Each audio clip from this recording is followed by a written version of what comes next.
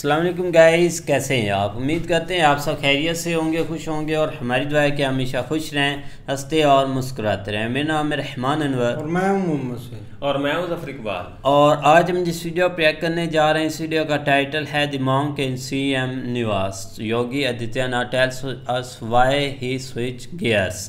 तो करते video start और देखते हैं। अगर वीडियो पसंद आया तो वीडियो को लाइक, चैनल को सब्सक्राइब ज़रूर कीजिएगा। करते वीडियो स्टार्ट और देखते हैं। हर व्यक्ति अपने आप में एक योगी बन सकता है। अपने कर्मों से मैं भी भूखा ना रहूं, साधु ना भूखा जाए। हमारे यहाँ कोई ड्रेस कोड पॉलिटिक्स में नहीं है। सफेद पोशाक पहने हुए तो इसीलिए गांधी टोपी पहन लिया और तो ठीक है, पहने उसके अनुरूप आचरण भी करे ना। कोई निर्दोष मुस्लिम आके बता दे कि मैं निर्दोष था, मेरे साथ अन्याय हुआ है, कोई नहीं बोल सकता। अगर किसी ने सरकारी संपत्ति पे कब्जा किया है तो उसके लिए क्या करूं? आरती लेके जाऊं, थाली सजाऊं उनकी? अगर हम उसको मस्जिद कहेंगे तो फिर विवाद होगा। हमें ज्ञानवापी बोल देना चाहिए। मुझे लगता है कि भगवान ने जिसको दृष्टि दी है वो देखे ना। त्रिशूल मस्जिद के अंदर क्या कर रहा है? बोलने से और भाषण करने से सामाजिक न्याय आ जाएगा? परिवारवाद, जातिवाद, यही सामाजिक न्याय है। किसने रोका था यूपीए को? किसने रोका था यूपी में समाजवादी पार्टी को? किसने रोका था वेस्ट बंगाल में इतने दिनों से टीएमसी की गवर्नमेंट है? किसने रोका है वहाँ पे?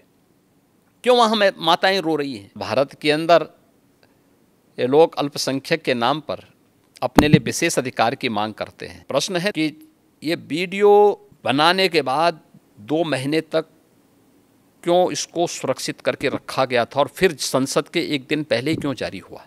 दूसरों को कांटा बोलने वाला व्यक्ति कभी उसके ऊपर पुष्प की वर्षा नहीं होती है। आज जो पाकिस्तान में हो रहा है उसके कर्मों का फल है ये। Nation first. अगर देश में किसी को रहना है तो उसको राष्ट्र को सर्वोपरि मानना होगा, अपने मत और मजहब को नहीं।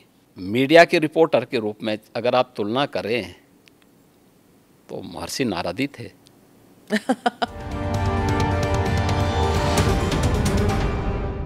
Namaste, Jai Hind. Welcome to another edition of ANI podcast with Smita Prakash. This episode is being filmed in the city of Lucknow, which is the capital of the state of Uttar Pradesh.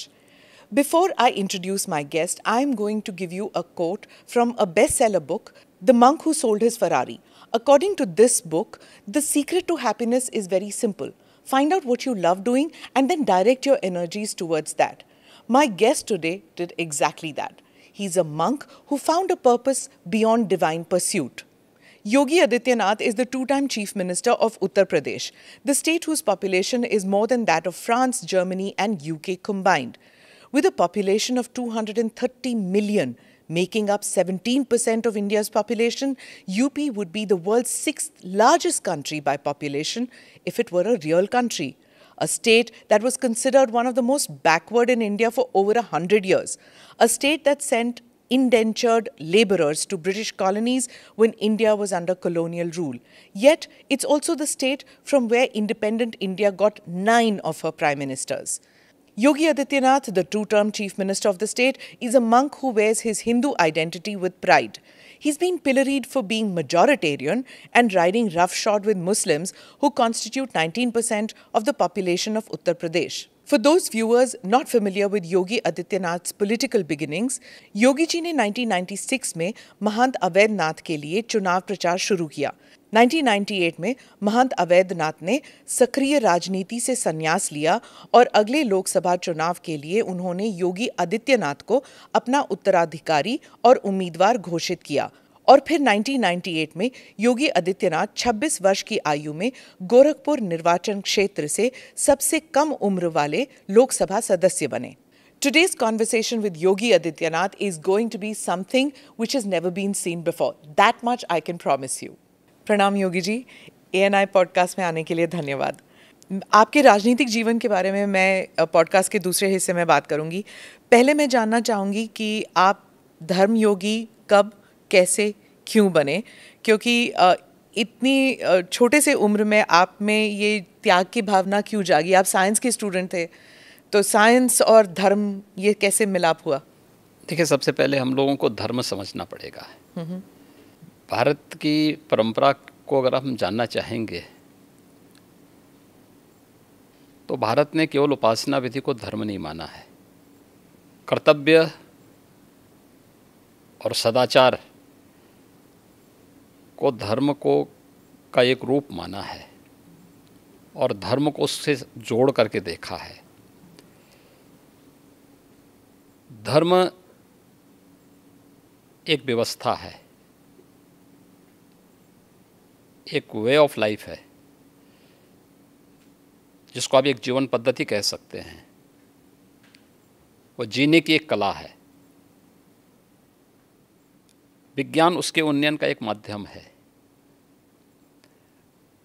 अध्यात्म उसकी चरम स्थिति, यानी science उसका एक बहुत छोटा सा पार्ट है। हम जब भौतिक दृष्टि से देखते हैं तो साइंस का एक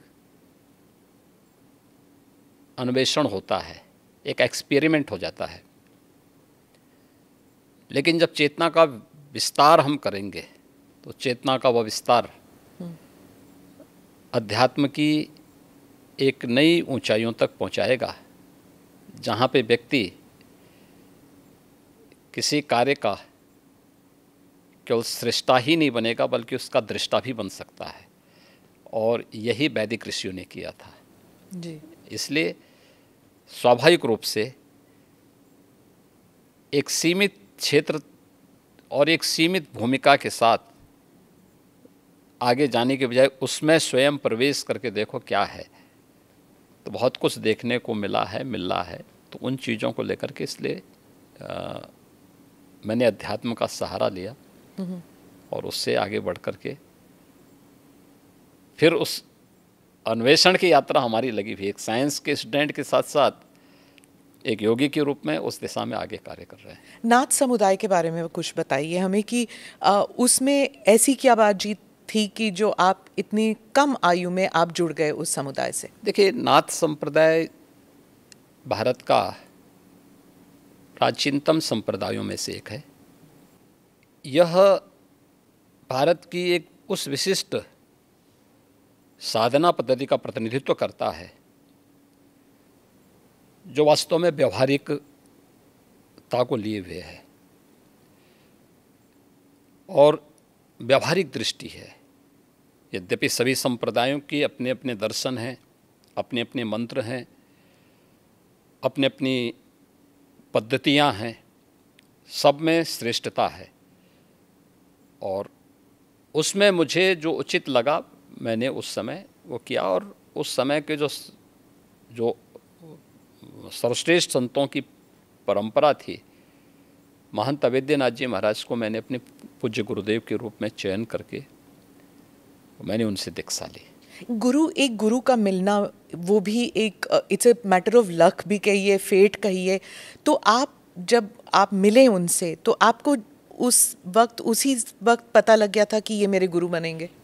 देखिए, पता किसी को नहीं लगता है और ये लक भी नहीं है, ये जन्म जन्मांतर का प्रारब्ध है और ये उसी के साथ जुड़ता है।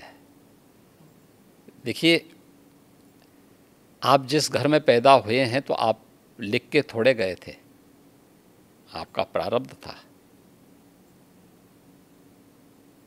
आप ENI के माध्यम से कार्य करेंगे, जन सेवा का कार्य करेंगे, यह भी एक प्रारब्ध है।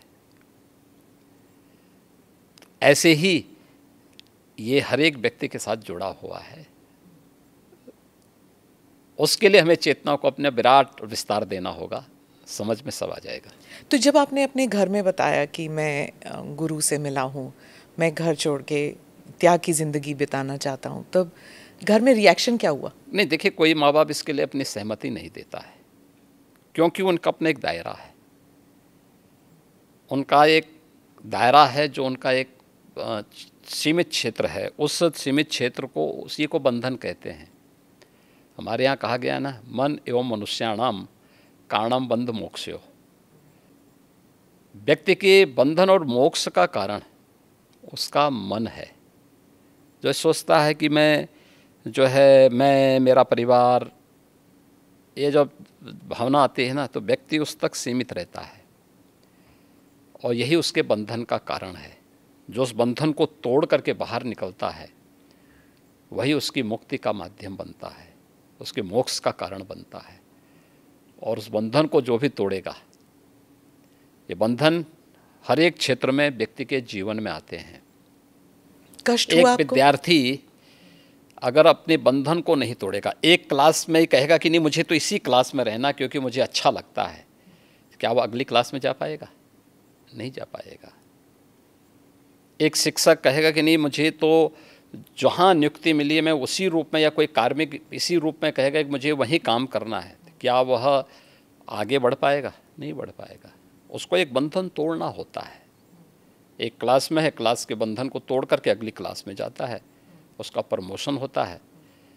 तो हर एक व्यक्ति के जीवन में इस प्रकार की स्थितियाँ आती हैं। एक धर्म योगी से आप फिर राजनीति में आए, उस सफ़र के बारे में बताइए। और एक और सवाल मेरे मन में उठ रहा था, जैसे आप बता रहे थे कि एक इंसान जो दुनियादारी और बंधनों से आप निकल चुके हैं, तो उस वैराग्य से आप अगर राजनीति में आते तो उसमें कॉन्फ्लिक्ट नहीं हुआ आप में? देखिए यही अंतर है, धर्मयोगी नहीं योगी योगी होता है, और मैं एक योगी हूँ। धर्म का मतलब केवल पूजा पद्धति नहीं है, कर्म भी। धर्म एक समग्र जीवन की पद्धति है। धर्म कर्तव्य के पथ की प्रेरणा देने वाला, उस पथ का की ओर अग्रसर करने वाला, आग्रही बनाने वाला एक मार्गदर्शक है। हम उसको केवल पूजा पद्धति तक सीमित नहीं कर सकते। एक योगी के रूप में एक परिवार के बंधन को तोड़ करके समाज के इस विराटता के साथ अपना जुड़ाव हुआ है। इसलिए उस विराटता के साथ जोड़ करके अपने आप को कार्य करना। दूसरा, एक योगी का मतलब ये नहीं कि वह केवल अपने स्वयं की मोक्ष प्राप्त करने के लिए, आध्यात्मिक लाभ के लिए वह अपने आप को सीमित कर ले। अगर समाज के सामने चैलेंज है, कोई चुनौती है, तो उस चुनौती से जूझने के लिए भी अपने आप को तैयार करें। याद रखना, साधना की जो सबसे पहली पद्धति आती है उसमें सेवा है। भक्ति के मार्ग का भी जो नौधा भक्ति की व्यवस्था की गई है भारत की संतों ऋषियों ने, उसमें पहला मार्ग सेवा है। कोई भी साधक सन्यासी या योगी बनता है तो उसके लिए सेवा के मार्ग का अनुसरण करके ही आगे की दीक्षा का मार्ग प्रशस्त हो पाता है। हम लोग भी जब एक योगी के रूप में सार्वजनिक जीवन में आए तो सार्वजनिक जीवन में किसी पद या प्रतिष्ठा के लिए नहीं, बल्कि इस कार्य के लिए आए कि नहीं, यह एक सेवा का माध्यम है और हम समाज के अंतिम पायदान पर बैठे हुए व्यक्ति की सेवा इस पद पर रह करके अंत्योदय कर सकते हैं, और उसी लक्ष्य को लेकर के व्यक्ति कार्य करता है। जी, मैं फिर से उसी बात पे आऊँगी। जब आप घर छोड़ के निकले थे, अभी हाल ही में हमने देखा एक फ़ोटो आपने ट्वीट किया था और वो वायरल भी हो गया था, जब आप अपने माता से मिलने गए थे। तो उस वक्त आपको कैसा लगा जब आप गए थे? देखिए, मैं कई वर्षों के बाद गया था जी। मेरे पिताजी का जो है देहांत 2020 में हो गया था। मैं उससे पहले उनसे या उस अपने परिवार के लोगों से कई वर्षों से नहीं मिल पाया था। संयोग से कोरोना कालखंड प्रारंभ हो चुका था, लॉकडाउन प्रारंभ हो चुका था, तो उनके अंतिम संस्कार कार्यक्रम में मैं भाग नहीं ले पाया था। आपके पिताजी के? हाँ। तो मुझे जब गत वर्ष अवसर मिला था तो मैं अपनी माँ से मिलने के लिए ज़रूर गया था। तो स्वाभाविक रूप से एक माँ और पुत्र के बीच में जो संवाद होने चाहिए वही संवाद वहाँ पे हुआ। आप उनके अंतिम संस्कार के लिए नहीं जा पाए, पर जब वो आपसे मिलने आते थे, आप उस वक्त चीफ मिनिस्टर थे, तो वो एक आम नागरिक की तरह आते थे, सीएम के पिता के रूप में नहीं आते थे। नहीं, यहाँ वो कभी नहीं आए। वो मुझसे मिलने के लिए, मेरी एक बार उनसे मुलाकात हुई थी नजीमाबाद में, और नजीमाबाद में मैं एक चीनी मिल के उद्घाटन में गया था। तो भाषण करते हुए मैंने देखा सामने जो है कोई बैठा है, तो मैं पहचान गया उनको। मैंने कहा भी ये तो मेरे पिताजी हैं लगता है। वो सभा के बीच में बैठे हुए थे। तो फिर मैंने सभा समाप्त होने के बाद अपने साथ के कुछ लोगों से कहा, मैंने कहा देखो यार वो आए हैं तो उनको बुलाओ, थोड़ा मुलाकात करते हैं। तो तब मेरी मुलाकात हुई थी। जी, आपकी छोटी बहन जो है, उन्होंने एक इंटरव्यू में कहा था कि 30 साल उन्होंने आपको राखी नहीं बांधी। 2022 में एक इंटरव्यू में उन्होंने कहा कि कई वर्ष पहले जब उन्हें पता लगा कि आप घर छोड़ के आप योगी बनने के लिए निकले हैं, तो उन्होंने कहा कि वो भिक्षा मांगने वाले संतों में आपको ढूंढ रही थी और मिले नहीं आप उन्हें। बहुत मुश्किल हुआ होगा ना उन्हें? देखिए, ये सबके जीवन में आता है, लेकिन मुझे लगता है कि इन चीज़ों को हमें जो है केवल अपने स्वयं के स्मरण के लिए रखना चाहिए, और स्वाभाविक रूप से सबके जीवन में आता है। कई वर्षों के बाद जो है इस चीज़ें चलती रहती हैं। मुझे लगता है यही जीवन है। मैं एक इंटरव्यू का एक्सर्प्ट पढ़ना चाहती हूँ सर, क्योंकि ये हिंदी अखबार में छपा था और हमारे कई दर्शक हैं जो इंडिया से बाहर रहते हैं, वो शायद उन्होंने पढ़ा नहीं होगा। ये पढ़ के मुझे बहुत कठिन लगा जब मैंने पढ़ा, तो कि कैसे महसूस कर रही होंगी वो। मैं पढ़ के सुनाती हूँ। उन्होंने कहा, योगी के मुख्यमंत्री बनने के बाद कई लोग कहते थे कि आपको शर्म नहीं आती, आप मुख्यमंत्री की बहन हैं और बहन होकर आप चाय की दुकान चलाती हैं, इन हालतों में रहती हैं। मैं उनको एक ही बात कहूँगी, मैं गरीब हूँ, ये मेरा नसीब है। शर्म तब आनी चाहिए जब आप कोई गंदा काम कर रहे हों, किसी के हक का छीन कर खा रहे हों। मैं तो मेहनत करके अपनी गुजर बसर करती हूँ। ठीक बात है। मैं इसलिए पूछ रही हूँ सर, क्योंकि आमतौर पर लोग समझते हैं ना कि चीफ मिनिस्टर हो या फिर सांसद हो, विधायक हो, इनके इर्द गिर्द लोग जो हैं इतने धनी हो जाते हैं और फिर सार्वजनिक जीवन में इसलिए आते हैं कि जो धन कमा चुके हैं उसे प्रोटेक्शन के लिए। और एक ये इंटरव्यू है आपकी बहन का। देखिए, व्यक्ति को कभी भी धन और वैभव संतुष्टि नहीं दे सकती है, और मुझे लगता है कि सबसे बड़ा योगी वह है जो स्वयं की मेहनत से संतुष्ट है, स्वयं के परिश्रम से संतुष्ट है। दूसरों की मेहनत से कुछ प्राप्त करना और फिर उसको छीन लेना, ये तो डकैती है। उसके अलग अलग रूप देख सकते हैं आप समाज में, और मुझे लगता है सबसे निंदनीय कर्म यही है। और यही अंतर है एक योगी और एक सांसारिक मनुष्य में। एक सांसारिक मनुष्य के बारे में शास्त्रों में कुछ बातें कही गई हैं कि वह त्रुटियां अवश्य करेगा, हमेशा भ्रमित होगा। तीसरा, वह हमेशा उसके मन में दूसरों को धोखा देने की प्रवृत्ति होगी। और चौथी बात उनके लिए जो कही गई है, वह कही गई है कि वह अपनी सीमित दृष्टि से भविष्य का अनुमान नहीं लगा पाएगा। इसलिए जो है सारा द्वंद्व तो इसी सब का है। पर आपकी तो ट्रेनिंग हुई होगी ना, गुरुजी ने आपको सिखाया होगा। मैं क्या कह रहा हूँ ना, लेकिन हम लोग उनका तो कुछ नहीं ना आपके परिवार का। इसलिए मैं क्या कह रहा हूँ ना, हर व्यक्ति अपने आप में एक योगी बन सकता है, एक योगी बनने की सामर्थ्य ले सकता है।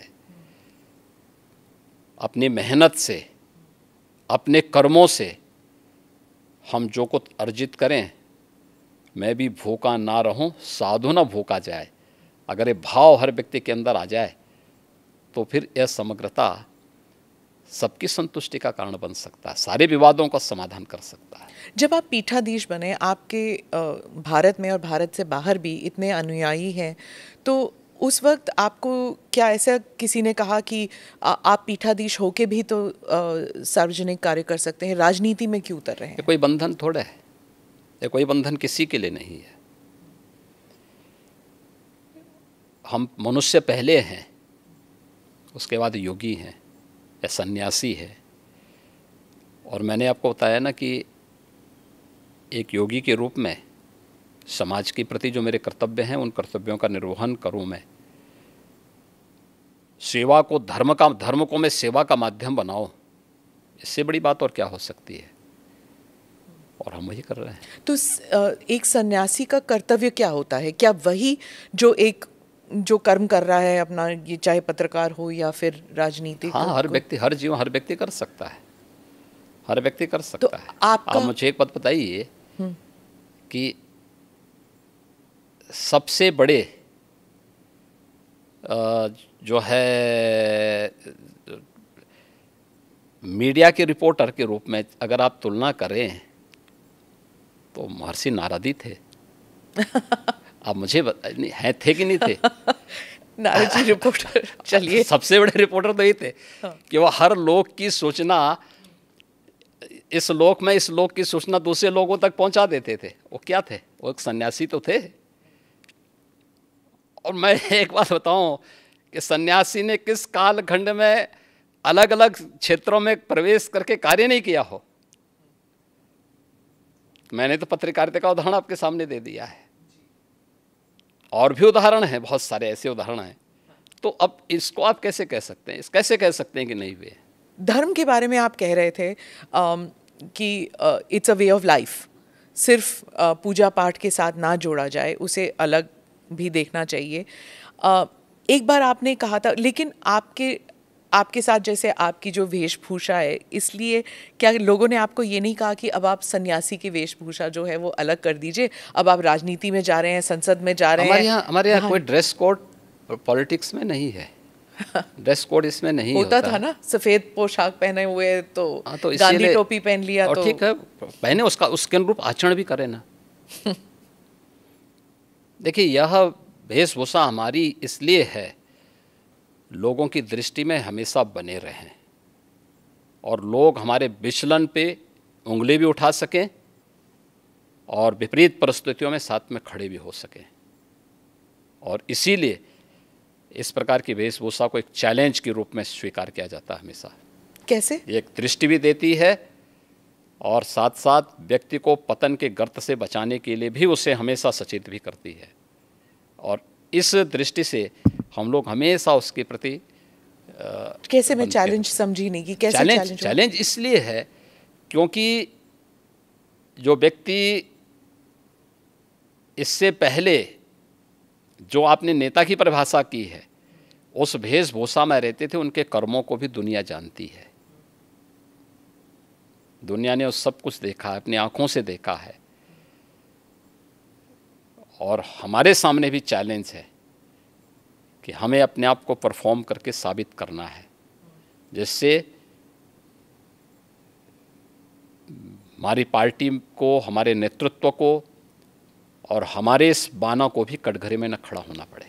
पर जब आप भगवा वस्त्र धारण करके आप संसद में जाते हैं और उसके बाद आप चीफ मिनिस्टर बनते हैं, तो एक ग्रुप है जो समझता है कि ये बहुत ही राइट विंग है, ये बहुत ही हिंदुत्ववादी हैं और हर चीज़ को भगवा कर दिया, तो फिर मतलब it's only for Hindus, he is a chief minister only for Hindus. ये इंटरनेशनली भी लिखा जाता है, अखबारों में ऑपेड एडिट्स आते हैं कि ये बहुत ही एक्सट्रीम राइट विंग है, एक्सट्रीम हिंदुत्ववादी हैं, उनके कपड़ों से ही पता लग रहा है कि हर चीज़ भगवा है। देखिए, मैं पिछले 6.25 वर्ष से अधिक समय से उत्तर प्रदेश का मुख्यमंत्री हूँ जी। हमारी पार्टी और हमारे नेतृत्व ने मुझे 2017 में, मार्च 2017 में दायित्व दिया था। और 2017 से उत्तर प्रदेश में कोई दंगा तो नहीं हुआ।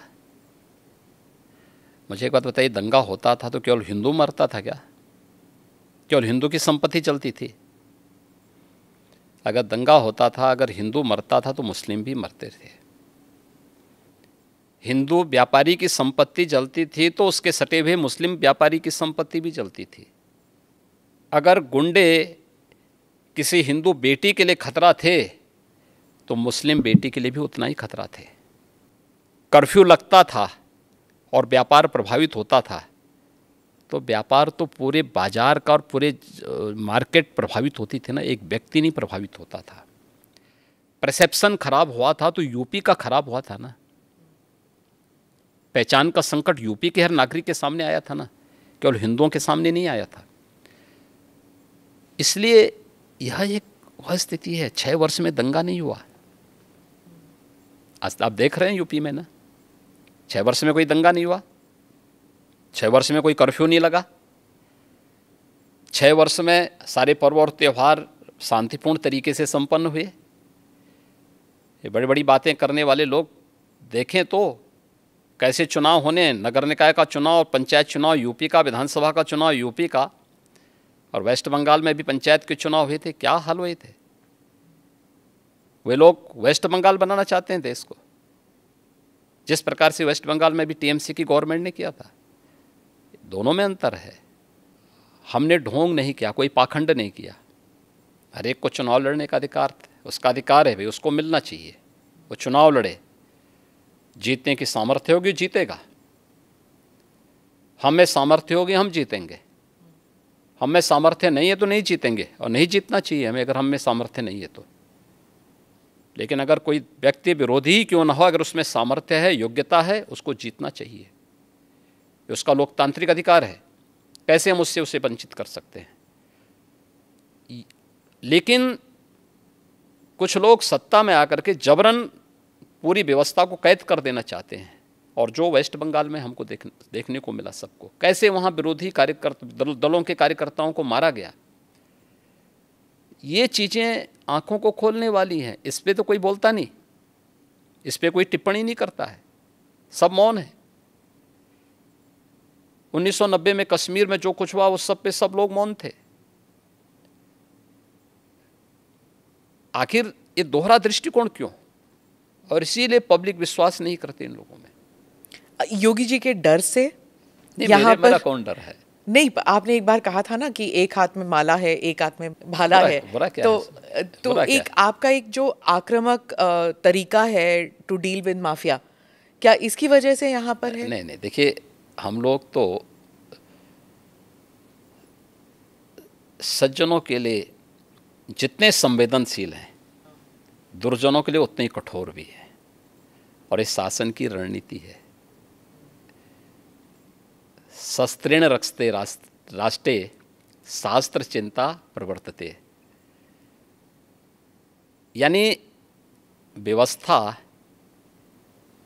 सबकी सुरक्षा के लिए आवश्यक है। सुरक्षा सबको,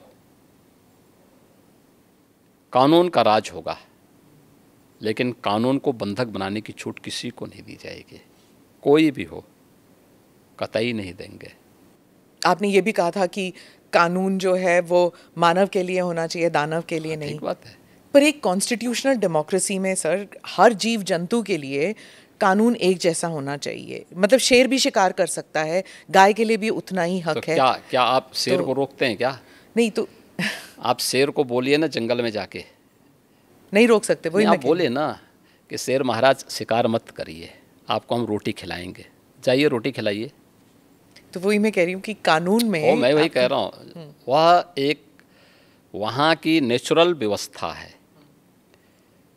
और वह नेचुरल व्यवस्था, दंड का प्रावधान, यह एक व्यवस्था का प्रावधान है। और वह व्यवस्था, वह प्रावधान कानूनन ही लागू होती है, गैर कानूनी तरीके से नहीं लागू होती। तो चीफ मिनिस्टर कैसे तय कर सकते हैं कौन मानव है कौन दानव? चीफ मिनिस्टर कहाँ तय करते हैं? चीफ मिनिस्टर तो एक बात बोलते हैं कि भाई देखो शांति बनी रहनी चाहिए। हम तो हमेशा शांति का उपदेश देते हैं। कुछ लोग तो नहीं मानते कि आप शांति, सिर्फ शांति, मतलब आप बुलडोज़र बाबा, ये सब आपके साथ, आपके नाम के साथ जुड़ा हुआ है, और आपका जो एक सिस्टम बना है, बाकी चीफ मिनिस्टर्स भी उसको कॉपी करने लग गए हैं। मुझे एक जब आप बुलडोज़र बाबा हैं तो वहाँ बुलडोज़र मामा भी आ गए हैं। मुझे एक बात बताइए, इतने बड़े प्रदेश में इंफ्रास्ट्रक्चर का डेवलपमेंट होना चाहिए कि नहीं होना चाहिए? जी। और क्या इंफ्रास्ट्रक्चर के लिए क्या आज भी हम कुदाल और फावड़ा लेकर के जाएंगे? कि हमें उसके लिए बुलडोज़र और आधुनिक मशीनें चाहिए। बुलडोजर बाबा उसके लिए नहीं कहा जाता आपको सर, आप भी जानते हैं। अब इंफ्रास्ट्रक्चर के मार्ग में कोई बाधक होगा, यहाँ पहले होता क्या था, कोई कार्य स्वीकृत होता था, अभी पैसा अलॉट हुआ नहीं कि माफिया जाके ज़बरदस्ती हड़प करके सामान गिरा देते थे। अब लैंड का अलॉटमेंट हो रखा है कि यह हाईवे यहाँ से अयोध्या के लिए बनना है, ये बाराबंकी होते हुए बनना है, तो सत्ता प्रायोजित माफिया क्या करते, कहते हैं नहीं अब ये यहाँ से नहीं बनेगा, हमारी सुविधा इधर से है, हम इसको यहाँ से बना करके वो अपना वहाँ पे मिट्टी और गिट्टी सब गिराना प्रारंभ करते थे, आधा दोरा काम छोड़ के पैसा निकाल लेते थे। ये सत्ता में बैठे हुए लोगों की हिम्मत नहीं थी कि उन माफियाज को रोक सके। आप मुझे बताइए, इस माफिया के लिए बुलडोज़र चला करके उसको ध्वस्त करके जो अलॉटमेंट सरकार ने तय कर रखा है इस पे ही हाईवे बनेगा और उसी पे नियम के अनुसार कार्य होगा, ये तय करना इस सरकार का काम है या नहीं है? यही सरकार का कार्य है और सरकार यही कर रही है। सही, बिल्कुल भाई सही बात का। लेकिन ये कि भाई अगर इंटरव्यू देखा जाए तो भाई बहुत प्यारा किया गया, और सीएम योगी जी की जो एक भाई अपनी लाइफ है उसके बारे में भी पूछा गया है। तो सबसे भाई हमारे भी मन में यही चीज़ें चलती थी कि योगी जी के बारे में, कि उनकी फैमिली या उनके घर वाले, तो ये चीज़ें सुनकर काफ़ी भाई एक अजीब सा लगा कि आप देख ले कि भाई कि अपने घर वालों से बिल्कुल वो कब से भाई उन्होंने छोड़ दिया, ना मिलना ना जुलना। और उनकी फैमिली के हमने भाई देखे इंटरव्यू भी हमने देखे थे, कि जब उनकी सिस्टर का भी हमने देखा था एक इंटरव्यू, तो वो भी आप देख ले कि बिल्कुल अपना भाई जो काम कर रहे हैं वो काम कर रहे हैं, ना उनको कोई सीएम योगी से है ना सीएम योगी को उनसे है। देखे कि उन्होंने जैसे आप बताया कि हम अपने भाई एक बार पिताजी से मिले हैं बाद में, तो वो भी अपना भाई कहीं किसी कार्य के लिए गए थे तो वहाँ बैठे हुए थे, तो वो भी सामने आकर बैठे थे, तो फिर उनसे जाकर मुलाकात हुई थी, वरना नहीं हुई थी। तो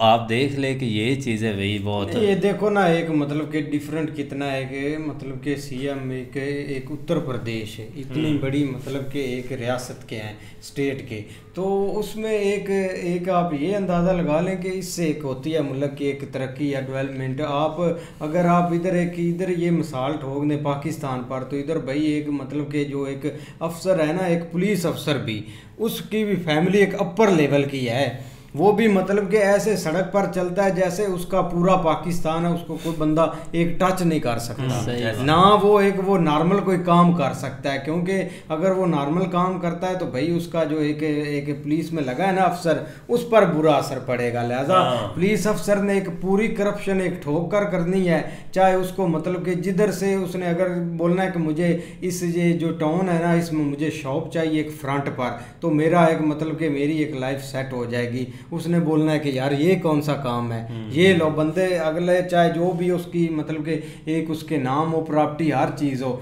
लेकिन वो उठाकर बाहर फेंक देते हैं। लेकिन आप ये चीज़ अगर इंडिया में देख लें कि भाई एक मतलब कि इतनी बड़ी स्टेट का मतलब कि सीएम है, हर चीज़ वो कर सकता है, हर चीज़ उसके मतलब के अंडर भी है, लेकिन फिर भी उनकी एक फैमिली एक अपने मेहनत से कमा रही है, एक मेहनत से खा रही है और हक हलाल का खा रही है भाई, सही बात है। स्टार्ट में जिस तरह उन्होंने अपने बारे में बताया वो एक अच्छी चीज़ थी, अपनी बायोग्राफी, जिस तरह वो मतलब एक साइंस के स्टूडेंट थे, उसके बाद उन्होंने अपनी एक डायरेक्शन चेंज की और एक मतलब गुरु जो है ना वो ढूंढा, उसके बाद उन्होंने अपना घर छोड़ा, जो कि एक बहुत मुश्किल स्टेप होता है। ज़ाहिर बात है हम में से बहुत सारे लोग जो है ना वो इस बंधन में बंधे होते हैं और बहुत सारी चीज़ें जो है ना वो कुछ मतलब छोड़ने के बाद इंसान हासिल कर सकता है, लेकिन ये कि उन्होंने स्टेप लिया, लेकिन उसका अगला जो स्टेप है ना वो यही था जो कि हर बंदे के ज़हन में आता है कि वो एक मतलब बहुत ज़्यादा उनका एक रिलीजियस झुकाव की वजह से उनका जो है ना वो रहन सहन, उनका जो पहनना,